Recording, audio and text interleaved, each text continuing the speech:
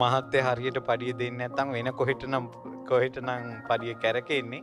උඹලා හිත හදාගන්නilla අපේ මිනිහා පැරණි ණයක් ගෙවනවා කියලා. නෝනලාට ඒ ටික කියන්න ඕන. ඇයි දන්නවද මේ පැරණි ණය ගෙවන්නේ? කලින් සංසාරේ තමන්ගේ බිරිඳක් කියලා ඉඳලා අර ගෑනු කෙනා හරියට කණ්ඩ දීලා නැහැ බොණ්ඩ දීලා නැහැ.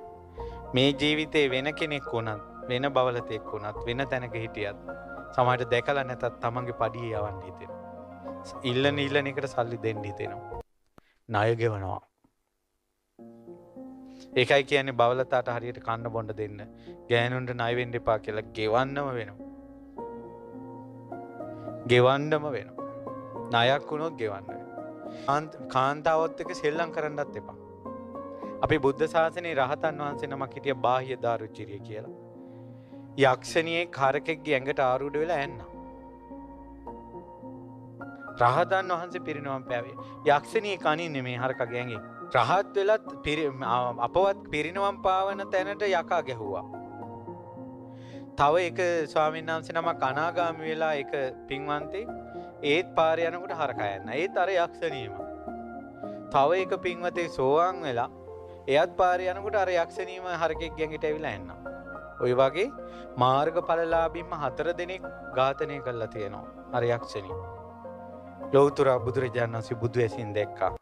ඔය යක්ෂණිය මීට කලින් ජීවිතයක ගමක හිටපු කෙල්ලෙක්.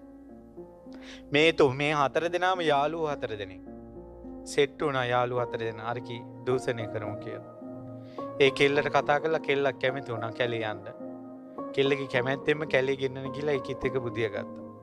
ඊට පස්සේ ඒකිගේ බෙල්ල මිරි අවසානයේ ඒක අහුවේ කියලා සහ එයාගේ ඇඟේ ගොඩක් රත්තරන් ආභරණ තිබ්බා. ආභරණ ගන්න කෙල්ලගේ බෙල්ල මිරිකුවා. මිරිකලා මැරුවා. ඒ ස්ත්‍රියට කරපු අසාධාරණේ සහ ඒකෙන් ඒ කෙල්ල මැරුණේ වෛරයෙන් යක්ෂණියක් වුණා. රහත් වෙලත් ඒකේ විපාක ආවා. කාන්තාවකට කරන දේ රහත් උනත් වෙනවා. එහෙනම් රහත් වෙන්න පෙරම් පුරලා නැත්තම් සංසාරේ යන කෙනෙකුට මේ කෙල්ලෙකුට අසාධාරණයක් කරනවා කියන එක එනවා ආය පව් ඒ සාප වැදිලා යනවා ඉතින්. සැනසෙල්ල කියලා එකක් හිතේ නැත්තරම නැති වෙලා යනවා. ඒකයි කෙල්ලන් අනාථ කරන්න එපා කියන්නේ. කෙල්ලොත් එක්ක සෙල්ලම් කරන්න එපා කියන්නේ. ෆෝන් වලින් මේ කෙල්ලෝ බයිට් කරන්න එපා කියන්නේ. එක මැසේජ් එක කෙල්ල ඔක්කොටම ගහන්න එපා කියන්නේ. තමන්ගේ ගෑණියෙක් ඉද්දින් වෙන ගෑනුන්ට බැල් මෙලන්න එපා කියන්නේ. පවක් මේක. පවක්. මේට අවුරුදු කීපයකට කලින් එක්තරා ප්‍රේතාත්මයක් ඇඟකට ආරූඪ වෙලා කෙල්ලෙකුට වඳිනවා. අනේ උඹ මට බනින්න එපා සාප කරන්න එපා. ඊට පස්සේ ඇයි කියලා ඇහුවා. ඊට පස්සේ මැරිච් එක්කෙනා ගමේ മന്ത്രിවරේ ඒ මන්ත්‍රී අර කෙල්ලට රස්සාවක් දෙනවා කියලා නගරෙට ගෙන්නන්න ගිහලා ඒ කෙල්ල අනාථ කළා. පස්සේ දවස් කීපයකින් වගේ මන්ත්‍රී රස්සාව දෙන්න බැරි වෙලා ඇක්සිඩන්ට් වෙලා මැරිලා. පෙරේත ලෝකේ ඉපදිලා අසුචි වලක. අර කෙල්ලට මතක් වෙනවා මනුස්ස ලෝකේ අනේ මං පරිස්සම් වෙලා හිටියා අරක මගේ චරිතේ නැති කළානේ කියලා මතක් වෙනකොට කෙල්ලගේ හිතට ගින්දරක් එනවා.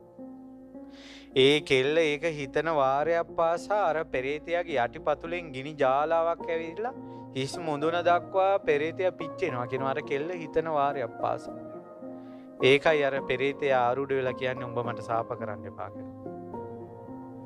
ඒ නිසා කෙල්ල දෙක සෙල්ලම් කළා වගේ නෙවෙයි ඔය කෙල්ලන්ගේ හිතෙන් එන සාපේ වදිනවා පිච්චෙනවා පවුල් නැති වෙනවා. ඒකනේ දැන් ඔය පත්තිනි අම්මගේ කතාවත් එහෙමනේ. පත්තිනේ අර කොල්ලා හොඳ කෙනෙක්ද බෝධිසත්වෙක් වගේ කොල්ලෙක් නෙවෙයි පත්තිනි දේවියගේ මහත්තයා. ඒ වුණාට ඒ මිනිහා ගෑනු කීයක් පිටිපස්සේ ගියත් පවුල් කීයක් එක හිටියත් හිත වෙනස් කරගන්න නැතුන් එකම ආදරෙන් හිටියා පත්තිනි අම්මා.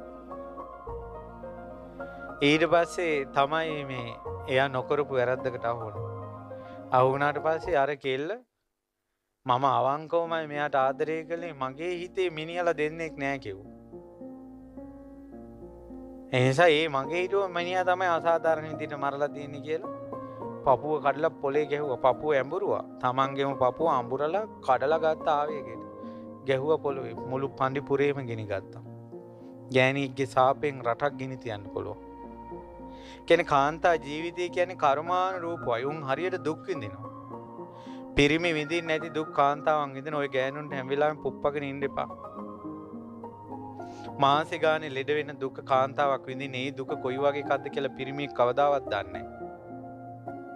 දරුවෙක් මාස 10ක් බඩේ තියාගෙන ඉන්න දුක කොයි වගේ එකක්ද කියලා පිරිමියෙක් හීනෙන්වත් දන්නේ නැහැ. ඒ දරුවෙක් වදනකොට බඩෙන් එළියට ගන්නකොට විඳින දුක මොකක්ද කියලා පිරිමියෙක් හීනෙන්වත් දන්නේ නැහැ. පිරිමියෝ පවුල් කරනකොට ඒ මනුස්සයා සතුටු වෙනකල් පවුල් කාලා ඒක අත්හරිනවා. ගෑණින්ගේ හිත කොයි වගේ හිතක්ද කියලා පිරිමියා දන්නේවත් නැහැ. වගේ දුක් ගොඩාක් දරාගෙන ඉන්න බවලතාගේ හිතින් ආවොත් සාපයක් එහෙම මේක මට මෙහෙම කළා, මෙහෙම වංචාවක් අසාධාරණයක් කළා, මාව රැවැට්ටුවා කියලා උඹලගේ ජීවිතේට පුතා ඒකම තමයි හෝනියම කපන්න බෑ පුහුල් ලක්ෂයක් කැපුවා. ඕකමයි හෝනියම. ආයේ සල්ලි වතුරේ යනවා වගේ යනවා හෝනියම වැදුනට පස්සේ. හිතේ සතුට නෑ. ගෙවල් වලින් ආදරේ එන්නේ නෑ. වැඩ කරන තැනින් සර් කෙනෙක්වත් hina වෙලා කතා කරන්නේ නෑ. ඒක දැක්ක ගමන් බනින්නමයි හිතෙන්නේ. යාළුවන්ටවත් සපෝට් එකක් දෙන්න හිතෙන්නේ නෑ. සාප. ගෑනුත් එක්ක සෙල්ලම් කරන්න එපා කියන්නේ. වැරද්ද බරපතල තරමටම වැරද්දෙන් නිදහස් වීමේ පින වැඩි. දැන් එක දුවෙක් ලියුමක් කියවලා තියෙනවා. ඒ දුව ගොඩාක් නරක වැඩවලට යොමු වෙලා අවසානයේ ඒ කෙල්ල අවුරුදු 20 ගණන් වෙනකොට ගණිකාවක් වෙලා.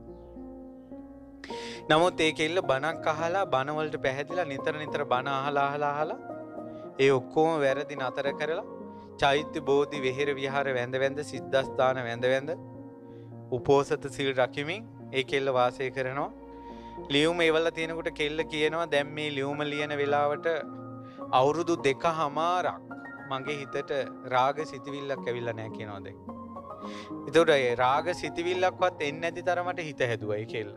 ওই කෙල්ල දැන් මැරුණොත් එහෙම නරක ලෝකේ කියයිද හොඳ ලෝකේ කියයිද? හොඳ ලෝකේ කියලා. ඉතින් කලින් හිටියේ ගණිකාවක් වගේ. කලින් හිටපු විදිහ නෙවෙයි වැදගත්. දැන් ඉන්න විදිහ. ඒ නිසා ඔය කියපු පව්කම් ගැන කියනකොට සමහර අයගේ අතින් ලොකු කුඩා වශයෙන් නොඑක් විදියට පව් අකුසල් සිද්ධ වෙලා ඇති.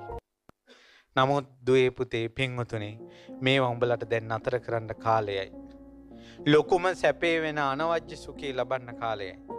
අදින් පස්සේ කෙල්ලෝ බයිට් කරන්න එපා, කෙල්ලොත් එක්ක සෙල්ලම් කරන්න එපා. අවංකකම කියන එක හිතේ තියාගන්න. අද ඉඳලා හම්බ කරන ධනෙ හරියට ගෙදෙට්ට වියදම් කරන්න. සාසන වෙනුවෙන් කැප වෙන්න.